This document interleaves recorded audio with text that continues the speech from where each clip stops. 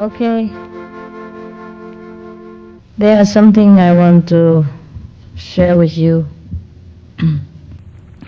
But these things I have told you a lot of times. But since some of you seems not to have understood or not to remember, I try to remind you again about how to sit in a better, peaceful meditation. Number one, you meditate in group. You do group meditation, either in your house or in the center, the official center. It's always helpful when you sit together in meditation. To some of you, if you find sitting face to face more strong or more assuring, then you could do that. And before that, you should wash your face with cool water. Then you'll be more awakened during meditation. And before washing face, or after washing face, you could walk around for a while, preferably in the fresh air. For many of you,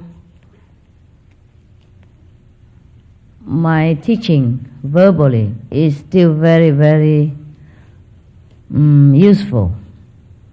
So please try to watch more video, listen more to the tapes, and put them into practice. The reason many of you don't have the desired result in meditation because you do not put my teaching into practice. Many times I've seen that. For example, I've just tell you, come here, put everything else behind. Forget your families for a while. Forget everything else for a while. But then the next minute you come and ask me, my kid like this, my mother like that, my father sick, I am sick, everybody. You bring the whole village here. You allow only one ID card, okay? Other people are not allowed. And in here you are given special, button so that people know you are on retreat. It's number one for the organization of the seat places, because we have only how many seats in this theater. Number two, for security reason, for your own security reason. Because suppose anybody else will walk in here and try to, mess about or make noise. Because if everybody is just walking here, it's very difficult for the security members to work.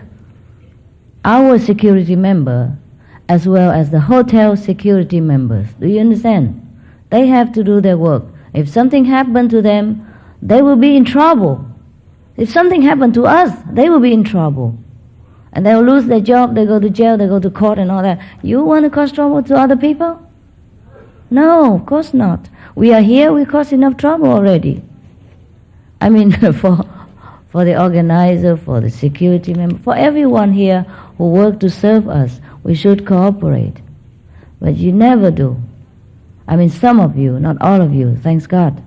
But just one person, 2 person, enough to spread dust around here and make trouble for me, and then in turn, I infect you with my temper. Lion roar method. You read in the Buddhist Bible that the Buddha sometimes used the lion roar method. He's supposed to use 48,000 method to teach a disciple. One of it is the lion roar method. And a lot of people keep asking me, Master, why don't you use that method for us? You seem missing something. Like you teach only one method. No, I teach 84,000 method. And the lion roar method you often experience, so don't ask me anymore. Okay? Yeah, the Buddhist people think it's some mysterious method that I don't teach. Keep asking me all the time, because they read too much, on the Bible. In the Bible, the Buddhist sutra says lion roar method. Didn't you experience that all these 15 years? Yes? You still want some more of that? Okay, enough. I don't want to teach that often either. energy consuming. The reason why I talk a lot, not because I like to talk. If you know some of my friends before, or some of my, college, or some of people who study in sometimes same teacher, same class with me, they know I never talk. And if people try to talk to me a lot, I would tell them off. It's not the place to talk, especially during eating and all that. Yesterday I saw one of my old, how you say it, fellow practitioner, and she reminded me that I used to, tell people not to talk to me during eating or meeting unnecessarily. Yes. And I remember, yeah, that's true. I don't talk. I was a very quiet person. Not only in family, but in any ashram or in any gathering, I keep to myself. And she said, I am used to meditate 24 hours. Is that right, sister? Where are you? Yeah, she remembered me, but I did not remember her yesterday. She invited herself to my lunch, and that's how and that's how I remember her. But I do remember her now, because she was very lovely. She doesn't talk much, and she was a very good fellow practitioner. And after she reminded me, then I remember, because I don't even remember people. I don't talk, I don't interact too much with people anywhere. And I apologize to her for not remembering her, because I really didn't notice people. I told you also, I don't notice you so much, unless you have to work with me for a long time, and then of course I remember you. Yeah, I'll apologize again, sister. Yes, but she remembered me, and she came. Now, I say you should call me sister, not master, because we used to have the same teacher at one time, I had many teachers, I told you, huh? And she said to those at lunchtime that I used to meditate kind of 24 hours, I don't talk, and that is the truth. And this is the way you should be, if you want to be like me. If you think I'm your idol, your idealistic woman or practitioner, and that's how you should do. There's no secret. You have to be concentrate, one-pointed, and respect the teacher teaching. As long as you're with him or her yet. Suppose one day you think I'm no good, or for any reason you walk out, it's fine. But as long as you're here, you should be concentrated, one-pointed, and to pay attention to what I instruct you to do. Then you have a good result. And if after you do all this you don't have good result, I don't blame you if you walk out on me anytime.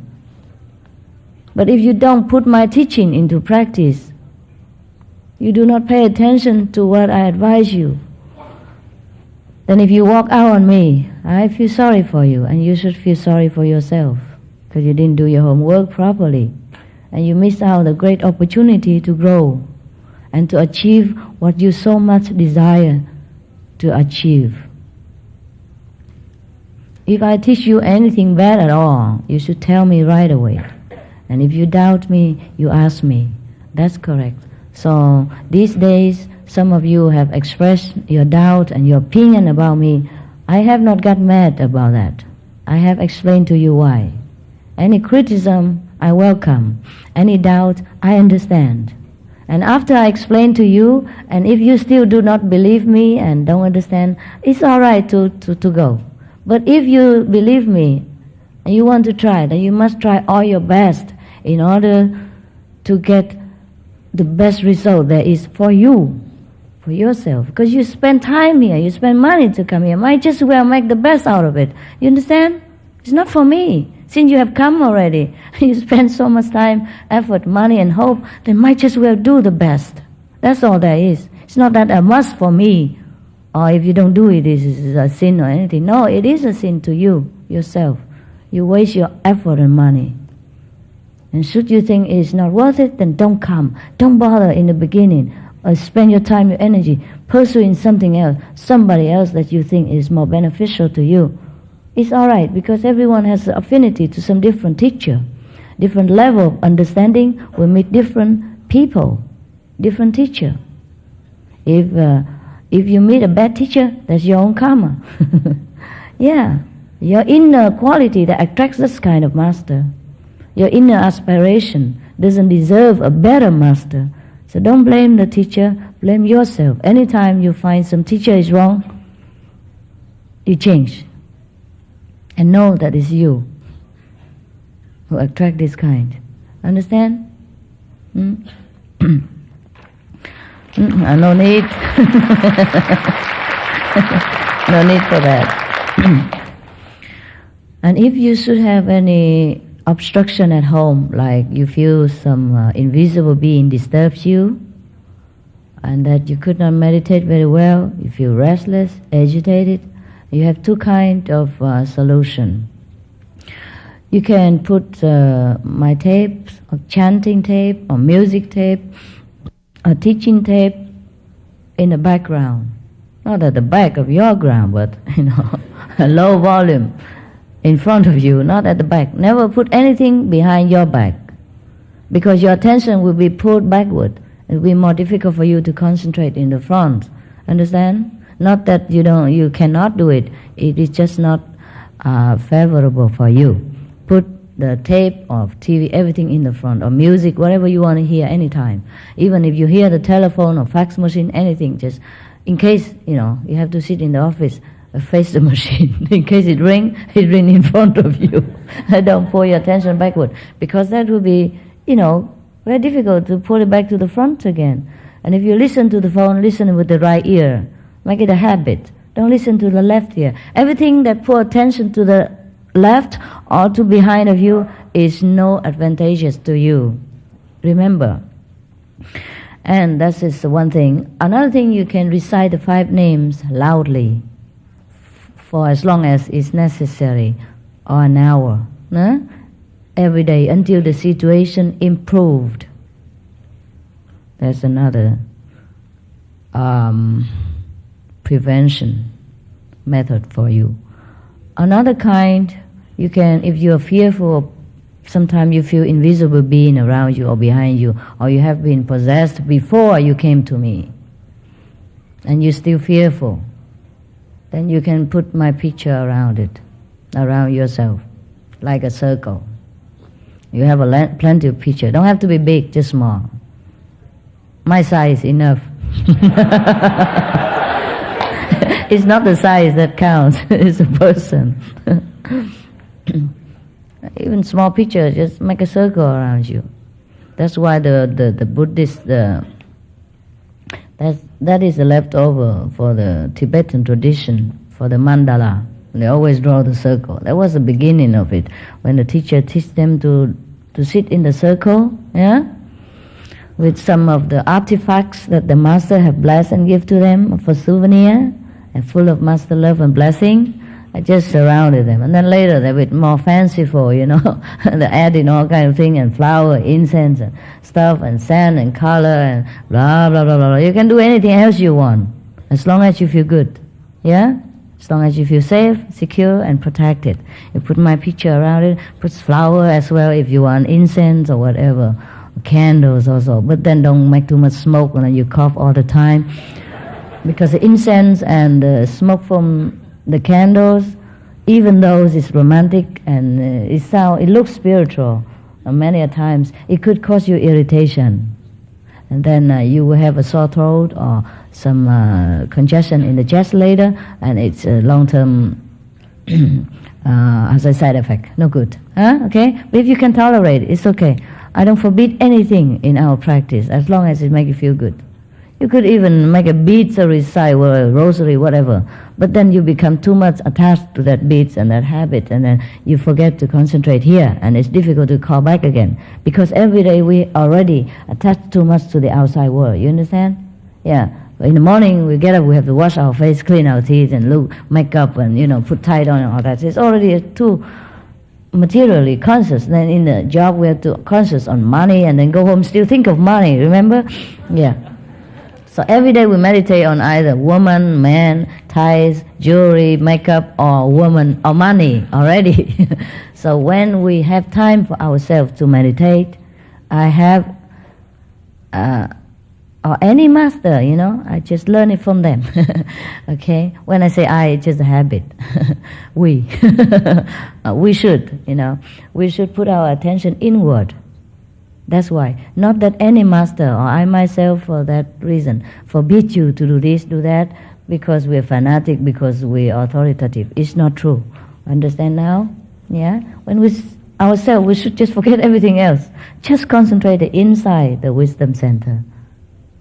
But when you concentrate, it looks like you look right in the front, you see? But when you look right to the front, that is physically speaking. Actually, when you look with the wisdom eye, it is inside. And besides, we are not inside, we are not outside, we are not anywhere. So it's just a matter of speaking, so you know how to do it physically. Otherwise, when you close your eyes, you shut your ears, and then everything else is inside.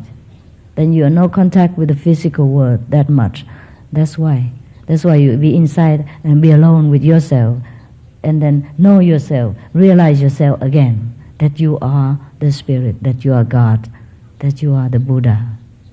And that's why all the rosary and the beads and all that, at that time, it would be more detrimental, more obstructing to our concentration.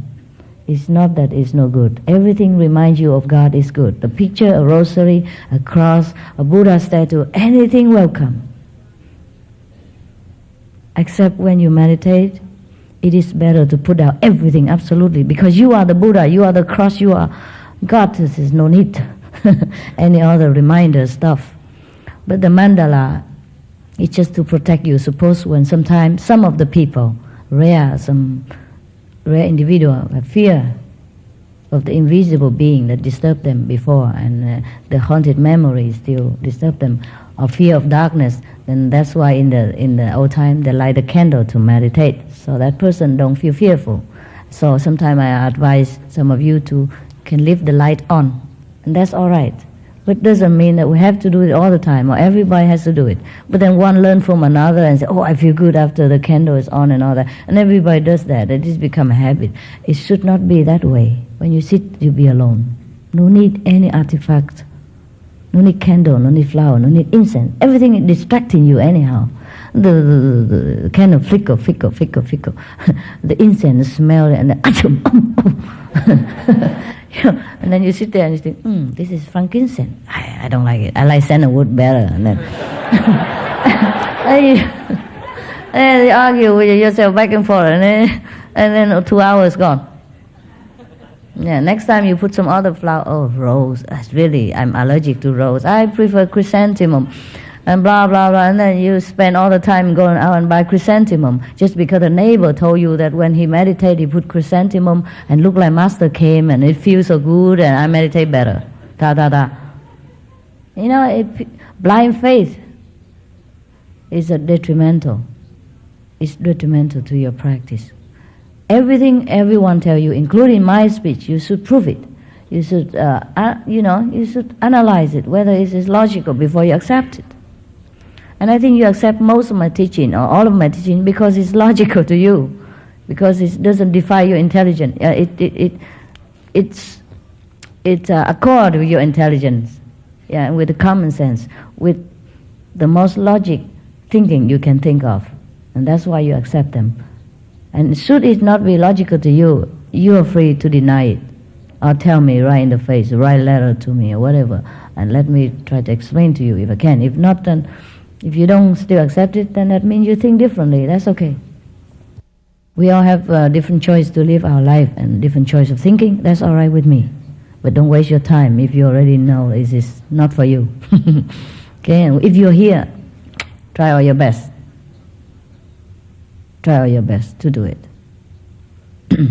So that you get the best out of your money, your effort, and your time. You can also massage your wisdom eye with a little oil, or alone. If it's too dry, then with the oil it goes smoother. It's also help with the wrinkle, I guess. Some old person like me. I don't do it often, okay? Just do it during makeup. If you have difficulty in concentration, you could massage a little like this with your thumb or with your fingers, up to the wisdom eye like this here, and then you stop it right there, for a while. Stop like this, or you just massage it, then stop it afterward, okay? Over here, And when you come to retreat or group meditation, better don't look around too much. I know I tell you, if you don't look at the woman, you're not normal, but that is for that guy only, whoever that was. I forgot already. Just to let him know that he's normal. He's a single, a bachelor. Yeah? Of course, when he sees a beautiful woman, he looks. But the less you look, the better for you. Especially when you're already married, or have a girlfriend, or have a husband, or have a boyfriend, the less you look, the better. The less turbulence. The more you can concentrate to work on your relationship. And you will derive much more benefit, happiness from that relationship. And it will boost your confidence and your enthusiasm to go on with everything in life, including practice spiritual meditation. Just don't indulge in all this physical pleasure too much, and then you'll be too tired to sit in meditation, too less time to devote yourself, in spiritual practice. That's all. Everything in moderation is fine. If you need it, if you need a girlfriend or boyfriend, you feel lonely, if you want somebody to talk to, accompany you, anywhere you go, then it's all right, okay? Then don't look around anymore. Once you find one, stick with it and work for it, because that's how you be happy. The more partners you have, the less happy you are. Believe me. That's why all the masters advise you to take only one spouse, not because they jealous with you or tell you anything else. It's not much of the moral even. It is for your own sake that you should be only married or have one partner. Understand?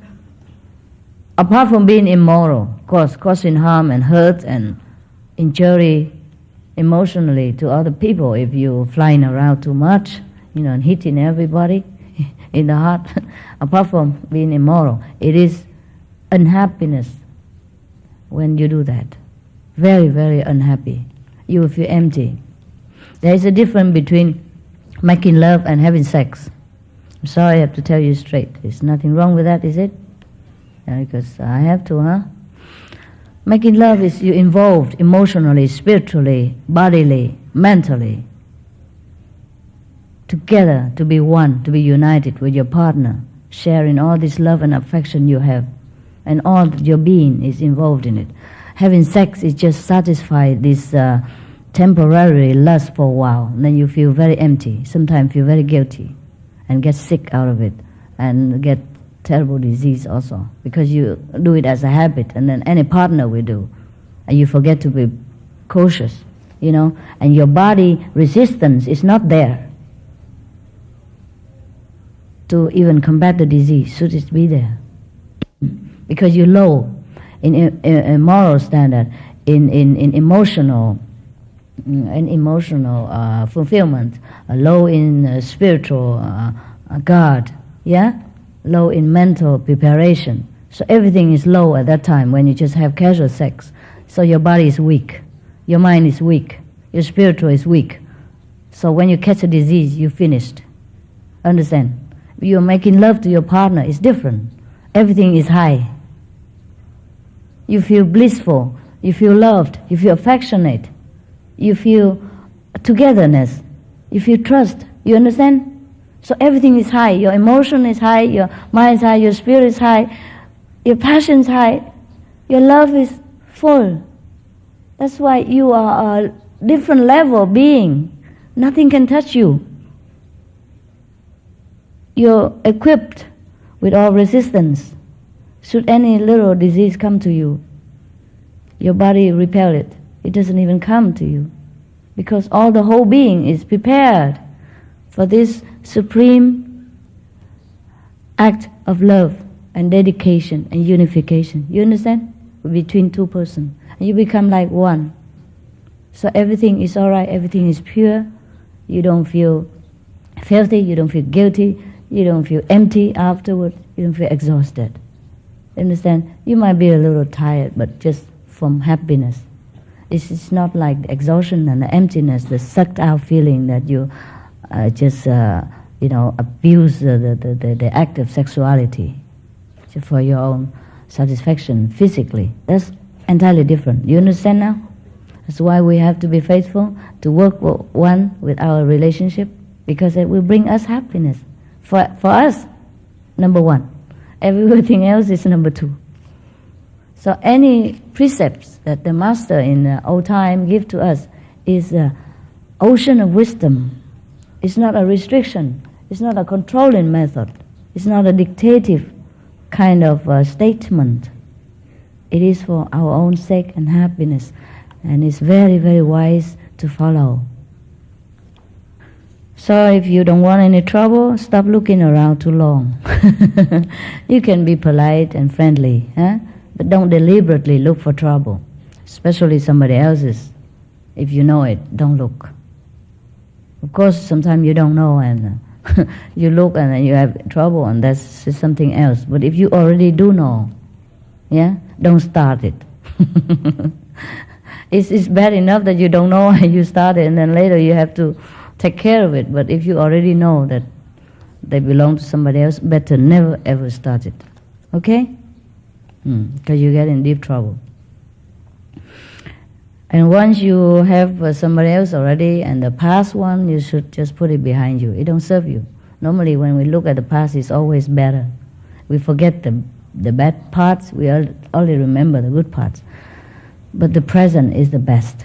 The present is the best. When you look after your present situation, your present relationship, it always brings you immediate benefit.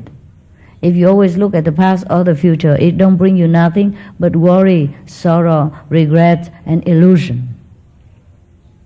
So always look to the present, whether it's in business, in spiritual practice, in retreat, or in personal relationship, because that's the only thing that brings you benefit right now. The past cannot do anything. We always have illusion about the past that is good. It's not good. The problem is when you go to retreat, you cannot put down everything the way you should do, the way I always ask you to do. And that's why you come up to the stage, ask me all kind of nonsense, especially the Vietnamese, the Chinese. I have been patient until I burned out. If you ask a very low-level question, you can bring the atmosphere into a lower level too. Throw dirt on everybody somehow. We'll be all affected. And I have to clear it in a different way. So please forgive me if I use a lion roar method sometimes. I could use another method, but, tiger roar method, tiger. If it makes any difference to you, I change. All right, so this is about bettering your meditation progress. Is there anything I forgot that you wanted to ask or to tell me? Is there any? Yes? Master, I'm thinking of becoming a massage therapist, and I was wondering if I should wear rubber gloves when I touch other people. If the customer prefer that way. Sometimes they don't. To protect myself, though, from their vibration or their oil? You can do that too, but I don't know if your customer will like it. You can explain to them that like this is more hygienic for them, then they probably like it. Maybe you are the first one ever that wear gloves for massage. Try. Well, I'd heard that the vibration of the person is concentrated in the oil of the skin. Of course, honey, of course. Okay. You don't even have to touch them, you sit near them, enough. But what you do, we can't, then you go to the Himalaya and you don't even touch anybody. That's why, this is a point to consider, that's why in the old time, when the practitioner do meditation, they don't touch people, they don't let people touch them. You see all the monks, they used to cover from head to toe, and nun and all that, so that people don't touch them. And they don't have to touch people. And now this spiritual practice result in caste system in India. The Brahmin caste, you cannot touch them, and they don't touch nobody. They still think like that. They still think they're the first class, even though they don't practice anything. It's just a result from, probably they are the descendant of the Kuan Yin practitioner a long time ago. And the tradition kept on. Only the tradition and the ritual, nothing else. Yes, so many rituals that confuse people. It's nothing but the remnants of the past glory and the past true practitioners.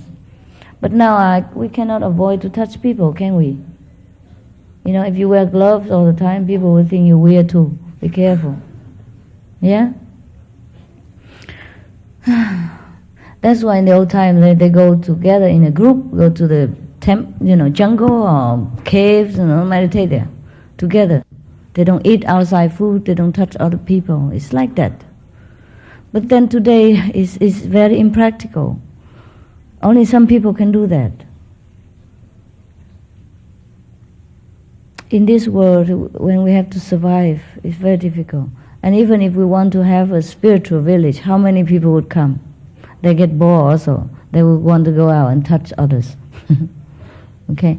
I have another solution, is that whenever you massage the people, you keep reciting 5 names all the time, and kind of make a shield of protection around you in your mind, the golden flame of shield all over your body and your hands. But I don't know if like this your energy still come out or not, to help people or not. Try, huh? If not, then just break the circle and wear the gloves. And if it doesn't work, then take the gloves away and just do it. Recite the 5 names, okay? Thinking that you're doing it for God, and that the person who lay under your hands is God. But you have to be strong in that conviction, or else it doesn't work also. Okay? What else? Yes. Yeah. May I give something to one of your attendants for you? What is it? It's, lyrics to 2 songs I wrote in your honor. Songs, okay. Songs, all right. Yes. I thought it's something physical. I don't accept gifts, and don't make me break my vows of purity. Don't contaminate me. Thank you. Thank you so much. You. I believe they are good, because the song you presented to us was fun. And the way you did it, everybody enjoyed. I enjoyed it very much. Did you? Yeah. I was very happy that you enjoyed it. Welcome. Yes. I also have a question. Huh? I also have a question. Yes. When we die and we go to the 5th level and we decide to come back to complete some mission, is it possible that we could get trapped again in the web of samsara? No. After you become, if you have come to the 1st level as a master, in there you become master. And if you came back down again, you'll be trapped for a while, of course, as every other mortal, because you will forget your past, your glory and your purpose and your mission at the age of about 3 or 4 or 5 or 7 at the most. And then after that, you live as everybody else. You'll be tricked into all kind of situations. You might even live the worst life than anyone else. Yeah? Everything will distract you, everything, because the Maya will try the hardest on you. You probably have the hardest disease, you probably have many girlfriends follow you, and you don't know which one to follow, and you probably couldn't follow the vegetarian diet from the beginning. Anything, they try anything to tear you apart. But then you get up again. And you always have a nagging question in your heart, that what am I doing here? In every the middle of the enjoyment, you will always have a nagging question, is it right? I don't feel like it. I don't feel good in this. Yeah? You always, even the Maya have to try the best to cheat you. You still have this nagging question about what you should do in this life. So finally you will get up and then become the master again. So there's no problem. After you reach the 5th, no problem. Thank you, Master. That's why if any of you want to save the world, please first save yourself. What else is there that I forgot? Yes. Master, I've noticed the more that I've been meditating, the more I've become tolerant with the world and my environment. But I also noticed that the more positive I get, the more negativity that seems to be, I pull in, and I feel it's like a balance. It being Christmas, I was thinking of the life of Christ and how such a positive person could meet with such great opposition. Yes. And I've been wondering, is it that we go through our lives, and the more we develop ourselves spiritually, the more we have to deal and endure with the opposition? Or can we get to a point where we find that opposition just goes away and we don't have to endure it anymore? That will be fine. That's what I'm looking for. Me too. If you find it, tell me. Not as long as you are here. You understand? But if you are just a disciple, just an ordinary enlightened being, then it's possible, very much possible at the end, yeah? Or you go to the Himalaya, sit in a cave somewhere, and just radiate bliss and joy every day and eat lentil soup and rice. Because there they don't have anything. Transportation difficult. If you can use the word coconut every day, then you go to an island, and climb the trees and meditate under it every day. Oh, wait until the coconut come down. Otherwise, as long as we have to struggle in this world, you will find negativity just behind your heels, everywhere, every time. And especially if you are the master, deep trouble. It's the strongest is there, The strongest negativity is around the master all the time. And if he cannot get the master, he get the attendants, or the one nearby, the family members, whatever. Yeah, and by the way, this is not a family business. As most in enterprise, like the father die, give it to the son. The son die, give it to the grandson or wife or whatever, etc. This is not a family business, as you would already realize. That's why many masters do not pass the mantle of spiritual inheritance to his son or his daughter or his wife or his husband, whatever. You understand? It is not transferable that way. It has to be earned inside, individually. It could happen that the husband, the wife, or the son or the daughter has attained this spiritual height, then it's okay. But it's not inheritable like other possession. Therefore, Jesus asked his disciple when he said, "Oh, your mother come, your sister come." He said, "Who is my mother? Who is my sister? Only the one who do God's will, like I do. They are my relatives." Similar to any master's friends or so-called associates. Many of the people come to a master for glory, to abuse his power and his influence on the people. So they try hard to get near. I'm not talking about the disciple of the master, talking about the people outside who try to get in any situation so that they can glow for a while, because the master will know a lot of people, have a lot of influence, and sometimes the financial situation is good. Because any master, the disciple would support, financially. And if he say one word, he will have millions at no time. Not me. Maybe I'm not a master, maybe I'm not like that. What I mean is, even then, God give us in different way. I don't need it from the disciple.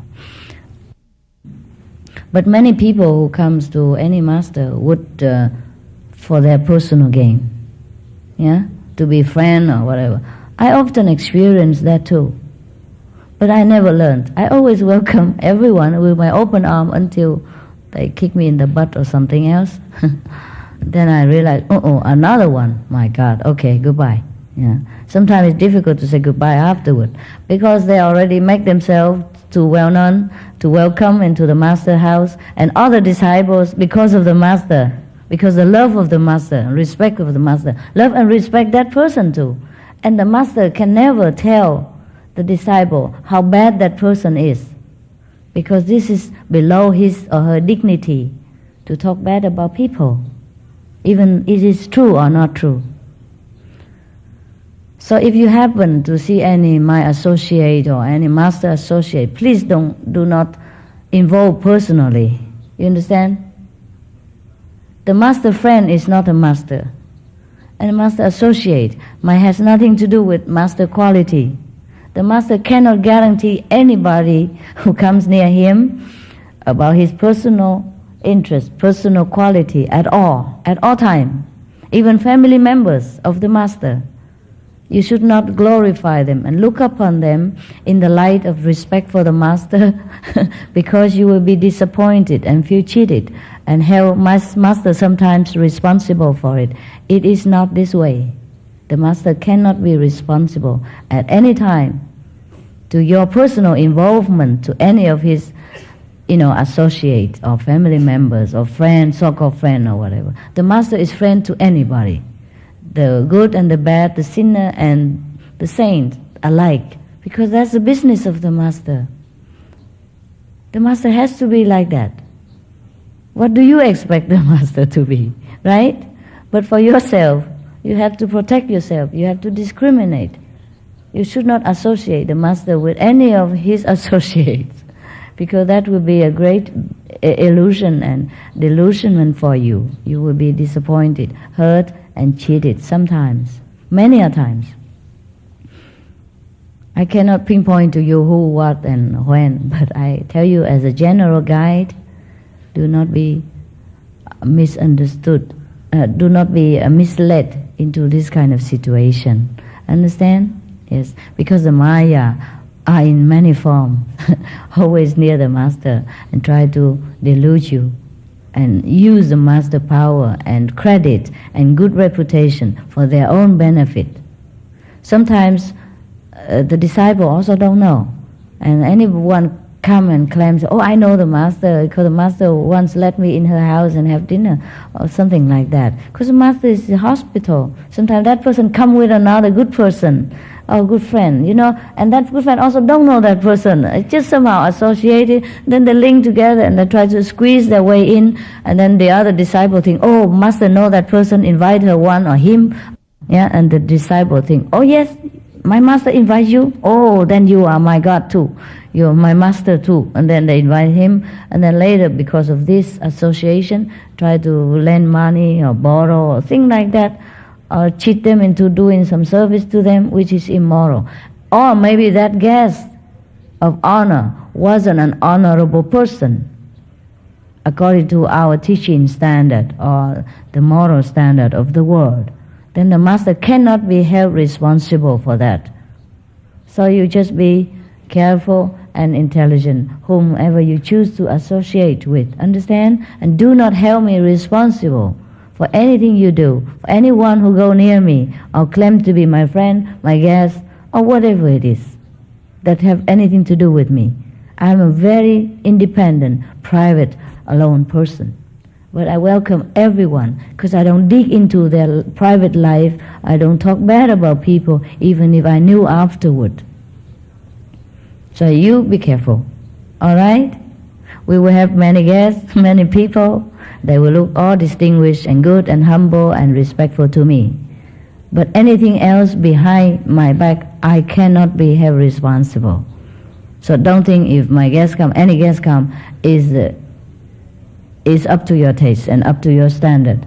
And it's up to my taste even, I cannot have that. I'm not an FBI, chief who run my reference line down into your private telephone or anything. Tape your phone or something that I know what's going on. Sometimes I do know by accident, but still it is not possible for me to filter out everything for you, to protect you. So please do protect yourself. Understand that? Yeah, that's one thing. Just by the way, because you mentioned it, it's good. Because we will be having a lot of conference and retreat, and a lot of people invite me here and there all the time, and you also sometimes come with me. Sometimes the inviting people are not the one who really invite. And the hosts are somebody else, and we did not know also. And the disciple did not know, and then they send me all the good reference, and then I have no reason to refuse. And then when I go there, it's somebody else. That probably opposite to our teaching, or it's not up to our liking. Sometimes people always screaming on top of their lung that unify religion, unify spiritual pictures and a spiritual group and spiritual organization, peace for the world and all that. How? I told you the joke already. One time, the disciple of Master CHINGHAI prayed to God for world peace. Prayed for a long time, you know, do all kind of possible position to to enthuse God for world peace, and then nothing happened. And then they ask God why is that, they blame, you know, complain to God. We pray so hard and we meditate 7 days on our butts and all kind of thing, and we fast also, and you don't move. Yeah? No peace in the world yet. We pray for world peace, and how come you don't grant us? And God shake his head and say, I also prayed for world peace long time and it didn't happen. And nothing we get.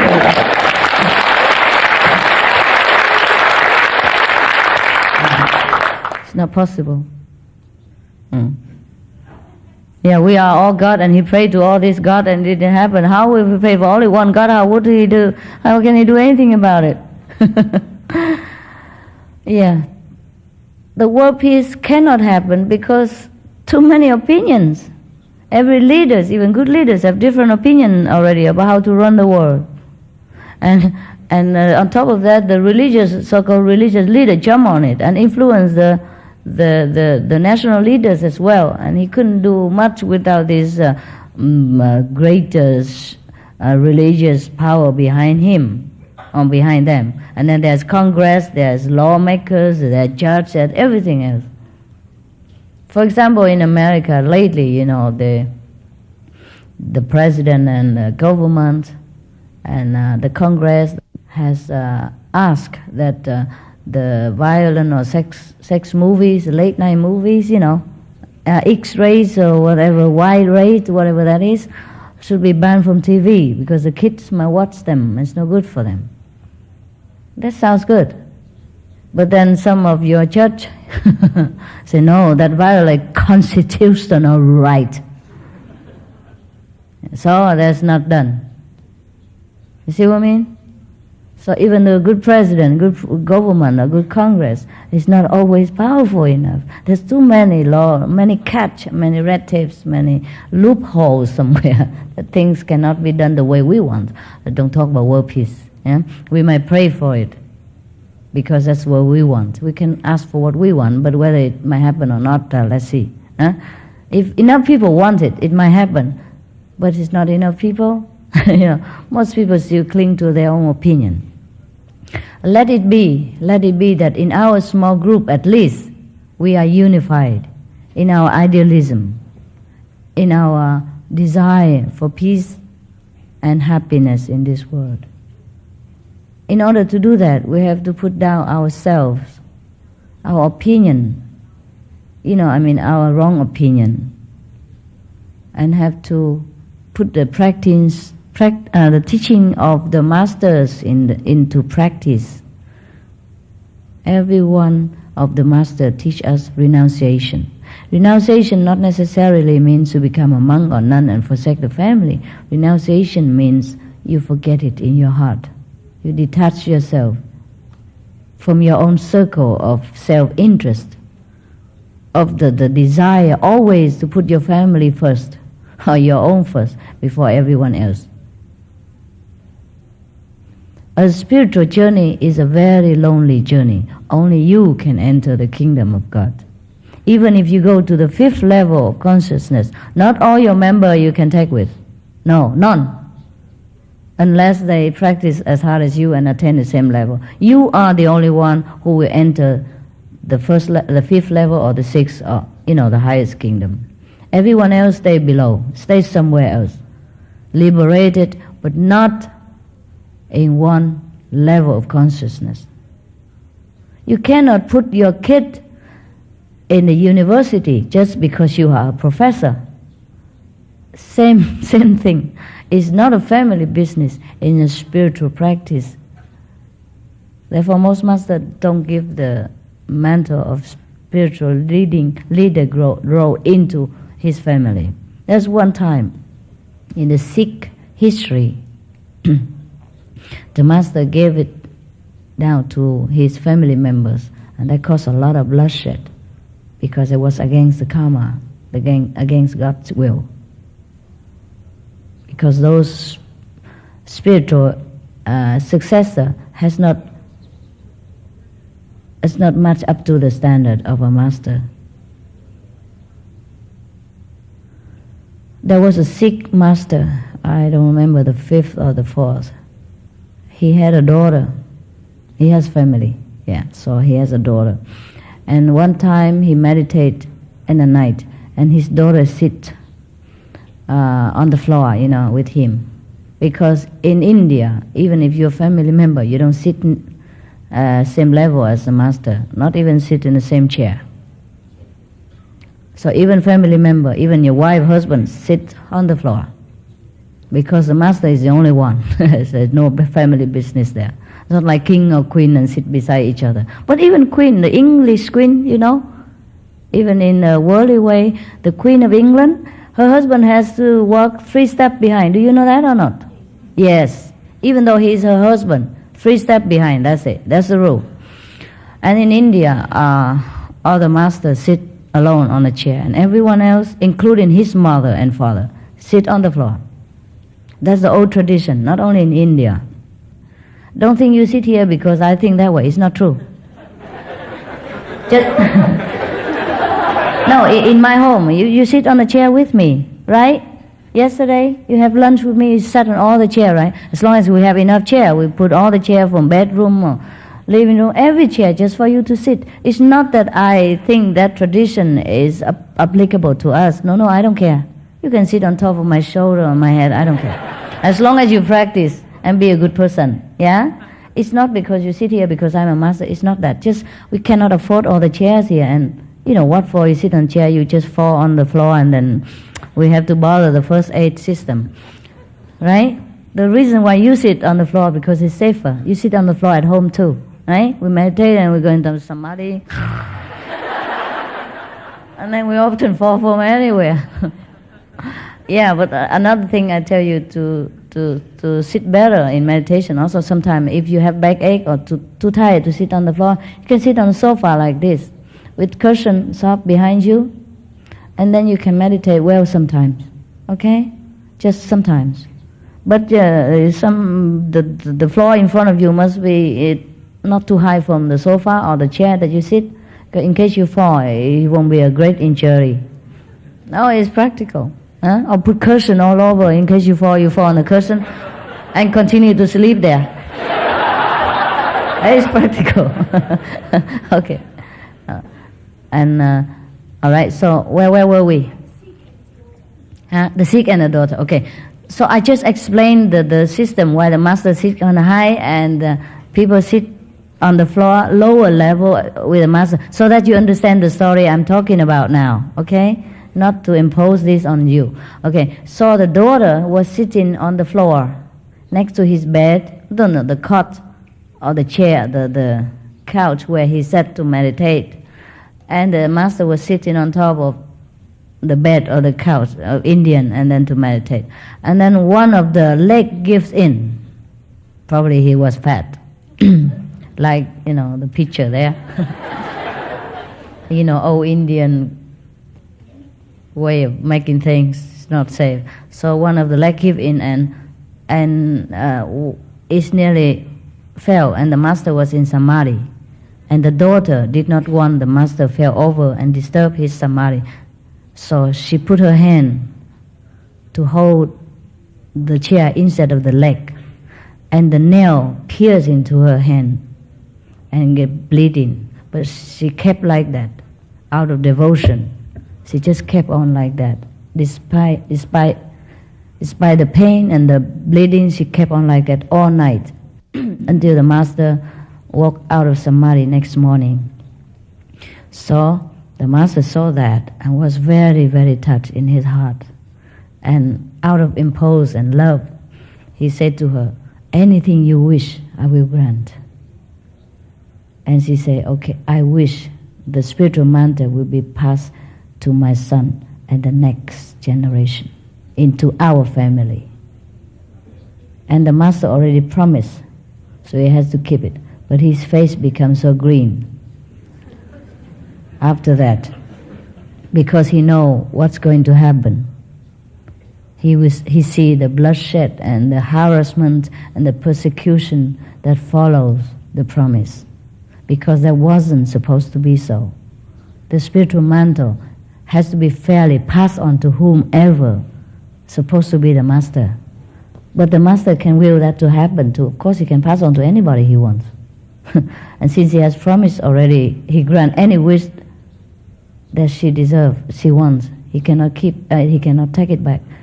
He explained to her that, why cannot you wish anything else except this? Because you know it's not fair. But she insists. She insists on her wish. And then he has to give in, because he has promised. As a master, you cannot take back what you promised.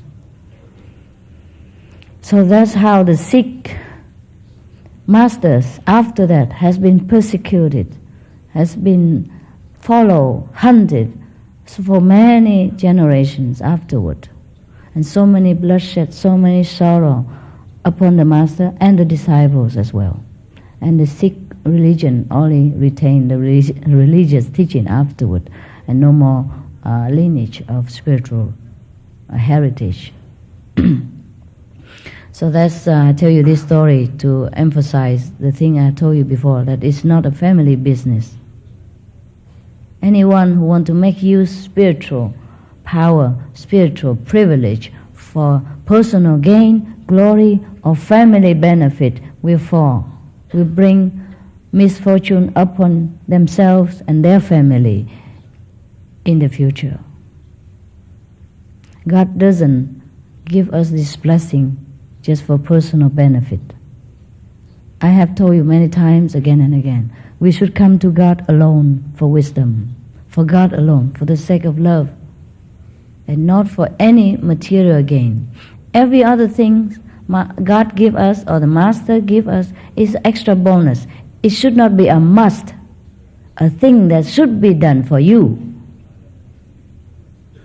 as an obligation. Like some of the people yesterday told me, I prayed to you and my sickness is gone. Now I pray to you for my son.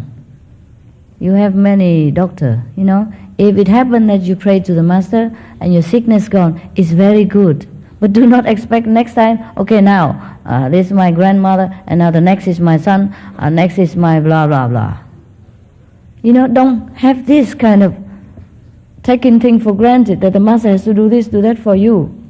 It's okay when you do it naturally, you know, out of spontaneity, out of impulsiveness of that time, because you really need it.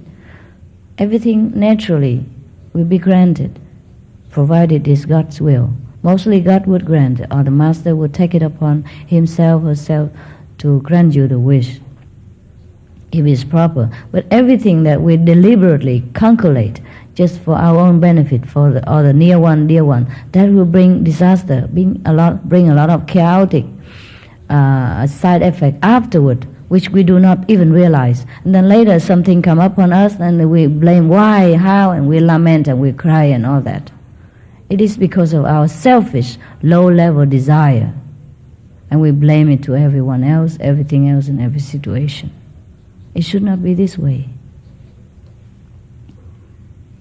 Spiritual practice is not for material gain, not at all. But by the way, we will have so much material gain. So much. If necessary, we ask. If not, we should not. We should not stretch to the limit and always concentrate on always material gain or the welfare of our body. Then we will stray away from our original purpose to attain liberation, to attain the highest wisdom, and in order to help ourselves and help others. It's perhaps all right for the beginner, but if you practice for a while already and you have grown up somewhat, you should grow up. You should be more mature, more noble, instead of concentrate on material benefit all the time, be it money, just a moment, be it money or wealth or health, yeah, or personal relationship. Yes? Thank you, Master. I was going to suggest that perhaps more centers or more places for meditation be available like the fellow from Massachusetts. No, everywhere. Oh, okay. It's a rare opportunity to be able to follow a master, I think. Only if somebody volunteer to do it, also when it is necessary. You understand? If it's not necessary, we don't have to do that. Well, I guess I don't feel comfortable being alone on my path. I think this should be spread a lot more. Of course you don't. You can spread out more, but it doesn't have to be a center there. Is it no center around you?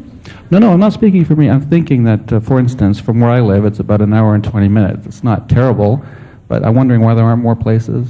Oh, if there are people who demand for it, then it will be. We only do things when necessary. I don't plan center around the world. They spring up whenever situation arises. When people demand it and ask for it and it's appropriate, if it has a place, the people who run it, then it will happen. But if you can afford it in your home and if people like to come to your home, there's no harm to meditate. The more the better. It's all right. Okay? No problem. What else I have forgotten? Now the woman support me? No? I was wondering about with the spreading of the light, that when we meditate, as far as keeping world peace and radiating the light of God around, when initiates all get together in one place, it's more powerful. But what about when we all meditate at the same time? Because sometimes what happens is we operate like a phone line. Mm-hmm. Someone tells me, then I phone somebody else, and we're all going to meditate at 7 o'clock, wherever we are. Is that powerful too? It's not possible, sister, even if it is. When you meditate, I sleep. When I sleep, somebody else working. It's a different timing, different places all the time, and different convenience. It's not possible to meditate the whole world, or the whole America even together at the same time. Yeah. Thank you. I'm a professional speaker master, and I know that the contact people, for example, have to meditate 4 hours a day, 3 to 4 hours a day. I speak on spirituality. That's one of my topics. And I'm wondering if I should be meditating more because I come into contact with hundreds of thousands of people in my job. Sure. Should I, or is 2.5 hours enough? I don't know. No. You should meditate 40 hours a day. Whoa! If you want to take on that kind of job. What are you doing? You're a priest or something? No, I'm a professional speaker, so I open a professional speaker. Let's say there's a conference somewhere, I will open the conference or close the conference, and there could be thousands of people like this. MC, I'll speak for an hour on spirituality, and I will speak about you, or... But why you? Is there an organization or something? No, I own my own company, and I'm an author, and so I help... A spiritual company? Yes.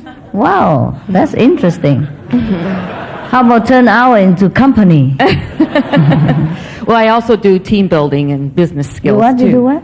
I also teach business skills like team building and coaching. But I more and more, because of you, in my life, I help, I speak on spirituality. Understand, yes. So I often worry that I don't meditate Yes, enough. the more you meditate, the better, ma'am. Yes, for your spiritual strength. Because you have to share it when you talk. Yeah. Yeah. Thank you, Master. I wanted to ask about dreams. The what? What? Dreams. Dreams. Yes. During my practice, I know I have dreams and I go different places, but I very rarely remember them. I often wake up and know that something has happened, but I just don't know what. And I'm wondering if there's any method to help you remember your dreams. I think you wake up and you write it down. If you wake up at all, huh?